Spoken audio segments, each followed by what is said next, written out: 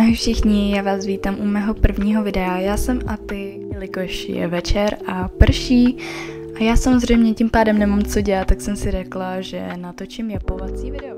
Venku je teda strašná bouřka, jakoby já vám sem dám záběr, který jsem natočila na mobil, že wow, teď mi tady začíná pršet, možná to uslyšíte, já tady mám totiž mikrofon, který hodně jakoby dokáže zachytit hodně.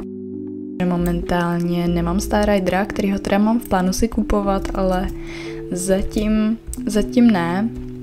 Já teda na tenhle účet jsem si ještě nekupovala nic, jo. Já jsem si šetřila Starcoiny z kódů a když přišel teď ten bazar, tak jsem si koupila tu toho koně, protože už jsem neměla koho trénovat. Levlík jsem si udělala taky jenom ze Star Riderů z kódů, takže jo. Za týden jsem zvládla se dostat na 14. level. Já vím, jsem hustá. Já jsem to úplně tryhardila celý. Teď to můžete slyšet.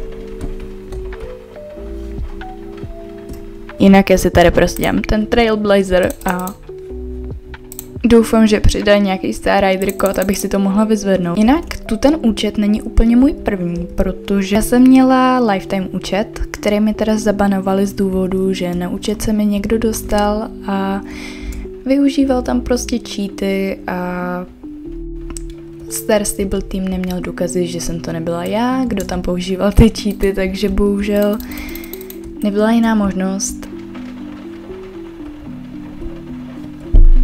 Lol.